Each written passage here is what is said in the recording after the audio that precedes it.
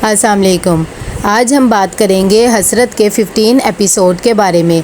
तो वीडियो शुरू करने से पहले हमारे चैनल को सब्सक्राइब कर लीजिए अगर अभी तक आपने नहीं किया, ताकि हमारी हर न्यू वीडियो आप तक पहुंच सके। यहाँ पर रफ़त फ़ोन करती है और हादिया को सारी बातें बता देती है और उसे कहती है कि वैसे भी फ़बीहा मेरा बहुत ज़्यादा ख्याल रखती है, वो एक सादा सी लड़की है।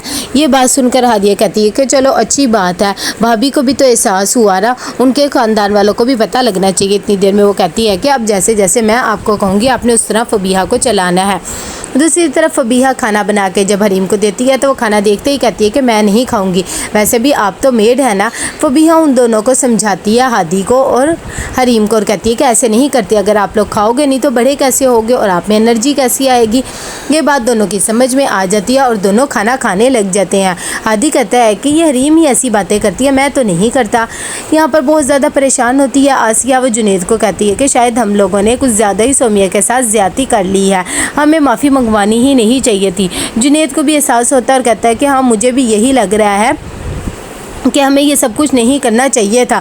उसकी माँ बहुत ज़्यादा रो रही होती है और स्ट्रेस ले रही होती है, लेकिन जुनेद कहता है कि आपकी ऐसे तबीयत ख़राब हो जाएगी, आप परेशान ना हो, मैं खुद ही सब कुछ देख लूँगा। तो वो भी खामोशी हो जाती है। यहाँ पर फ़ोन करती है सनाया अपनी माँ को और कहती है कि अब तो बिल्कुल सब कुछ ठीक हो गया, अरम का मूड भी ठीक हो गया, शुक्र है भाभी के माफ़ी मांगने से।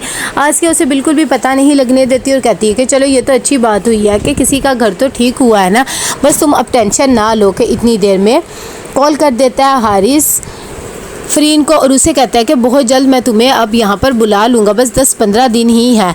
ये बात सुनकर फ़रीन भी बहुत ज़्यादा खुश हो जाती है। कि दूसरी तरफ परेशान हुई हुई होती है सनाया। वो फ़ोन करती है सोमिया को और उसे कहती है कि भाभी आप ठीक तो है ना। सोमिया से बहुत ज़्यादा बातें सुनाती है और कहती है कि बस तुम अपना घर देखो, मेरा घर तो तुमने ख़राब कर दिया है ना, मैं तो अपनी बच्ची को लेकर आ गई हूँ, तुम्हें बहुत खुशी हो रही होगी अपने भाई का घर तुड़वा कर, लेकिन देखना इंशाल्लाह तुम्हारे साथ भी एक दिन ऐसा ही होगा, क्योंकि तुमने मेरा घर बसने नहीं दिया है। फ़ोन करती है शहीन बेगम यहाँ पर हमज़ा की अम्मी को और उन्हें कहती है कि मुझे ये सब कुछ पता लगा, बहुत अफसोस हुआ, लेकिन हमज़ा की अम्मी बहुत गुस्सा करती है और कहती है कि क्या फ़ायदा मुझे आप लोगों का, हानिया ने फ़ोन भी किया था फ़रीन को, लेकिन आप लोगों ने कोई रिएक्शन नहीं लिया। ये बात सुनकर शहीन बेगम को बहुत गुस्सा आता है। वो आते ही फ़ौरन फ़रीन के मुँह पर थप्पड़ लगाती है और उसे कहती है कि तुमने मेरे से झूठ बोला, मैंने तुम्हें पूछा भी था कि कहीं हमज़ा की तरफ से कोई कॉल वगैरह तो नहीं आई है, लेकिन तुमने साफ़ मना कर दिया, तुमने हमेशा मेरा सर झुकाई है या इस घर से निकल जाओ, मैं तो खुद तुमसे तंग आ गई हूँ। फ़रीन कहती है कि अम्मी मैं डर गई थी, मुझे समझ नहीं आया था कि मैं क्या करूं, इसीलिए मैंने झूठ बोल दिया, प्लीज़ मुझे माफ़ कर दे, मेरा ऐसा वैसा कोई भी इरादा नहीं था। यहाँ पर फ़बीहा बच्चों के साथ खेल रही होती है कि एकदम अरहम भी आ जाता है। जैसे ही वो ऑफिस से आता है उसके बच्चे ज़िद करते हैं कि पापा आप भी हमारे साथ खेले। हरम मना करता है और कहता है कि नहीं मैंने नहीं खेला, लेकिन बच्चे बहुत ज़्यादा इंसिस्ट करते हैं। तो रफ़त कहती है कि चलो कोई बात नहीं, बच्चों का दिल कर रहा है तो तुम खेल लो, क्या हो गया, वैसे भी तुम्हें कौन सा टाइम मिलता है, चलो इसी बहाने बच्चों को थोड़ा सा टाइम भी दे दोगे। ये बात सुनकर अरहम भी मान जाता है और वो भी बच्चों के साथ खेलने लग जाता है और सब बच्चे भी बहुत ज़्यादा खुश हो जाते हैं। यहाँ पर बहुत ज़्यादा परेशान होती है सनाया। वो फ़ौरन अपनी माँ को कॉल करती है और उन्हें कहती है कि आपने इतनी बड़ी सच्चाई मुझसे क्यों छुपाई, आपको मुझे बताना चाहिए था। आसिया बेगम कहती है कि जुनेद ने मुझे मना किया था क्योंकि हम तुम्हें परेशान नहीं करना चाहते थे, बस तुम अपने घर में खुश रहो, ये मामलात हम खुद ही देख लेंगे। लेकिन सनाया बहुत ज़्यादा परेशान ही रहती है। दूसरी तरफ यहाँ पर फ़बीहा आती है अरम के कमरे के बाहर, दरवाज़ा खटका कर उसे उसका बैग देती है और कहती है कि ये आप बाहर ही भूल गए थे। अरम कहता है कि हाँ मुझे ध्यान नहीं रहा, लेकिन आपको झिझकने की ज़रूरत है, अगर आपने कभी भी कोई बात करनी हो तो आप मुझसे बात कर सकती हैं। कि अचानक फ़बीहा को हारून का रवैया याद आ जाता है। दूसरी तरफ सनाया घर आती है तो वो अपनी भाभी की बातों की वजह से बहुत ज़्यादा डिस्टर्ब होती है, उसे समझ नहीं आता कि वो क्या करे। वो इतनी परेशान होती है, कमरे में जाती है तो देखती है उसके लिए गिफ्ट्स पड़े हुए होती हैं। वो अपने लिए ये साड़ी देखकर बहुत खुश हो जाती है और हमको कहती है कि ये सब कुछ क्या है, आज खैर तो है कि आप मेरे लिए ये सब कुछ लेकर आए। आरम कहता है कि हाँ दिल कर रहा था कि तुम्हें आज कोई गिफ्ट दूँ, बस जल्दी से तैयार हो जाओ, आज हम दोनों बाहर खाना खाएंगे। ये बात सुनकर वो बहुत खुश हो जाती है। दूसरी तरफ फ़बीहा आती है और आकर कहती है फ़रीन को कि आपको अभी ऐसे नहीं करना चाहिए था। फ़रीन कहती है कि हाँ सब मुझे ही कसूरवार ठहराते हैं, अम्मा भी मुझे ही कहती रहती हैं, मुझे तो आज तक प्यार नहीं किया, इसी वजह से मैं ऐसी बन गई हूँ। फ़बीहा उन्हें समझाती है और कहती है कि ऐसी बात नहीं है, आप भी थोड़ा एहसास किया करें ना, आपको ये सब कुछ नहीं किया जाना चाहिए था, अम्मा इतना नाराज़ है। यहाँ पर अरहम आता है और आकर अपनी माँ को कहता है कि बाप की तबीयत वगैरह कैसी है। उसकी अम्मी कहती है कि मैं ठीक हूँ। साथ ही वो कहती है कि मैं तुम्हें एक बात करना चाहती थी, तुम फ़बीहा को पैसे दे दो ताकि वो हारून को वापस कर सके और उसके वो थोड़े थोड़े पैसे करके तुम उसकी तनख्वाह से काट लेना और ये अपनी बेगम को बात ना बताना। और हम कहते हैं कि अच्छा ठीक है अम्मी, मैं नहीं बताऊंगा, परेशान ना हो। साथ ही अपनी अम्मी को कहता है कि मैं और सनाया थोड़ी देर के लिए बाहर जा रहे हैं।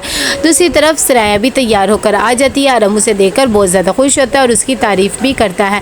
यहाँ पर फबीहा अपनी अम्मी के पास आती है और आकर कहती है कि आपको अपी पे हाथ नहीं उठाना चाहिए था, आखिर ये बात भी तो ठीक नहीं है। उसकी अम्मी कहती है उसने जो हरकत की है मेरे दिल से उतर गई है।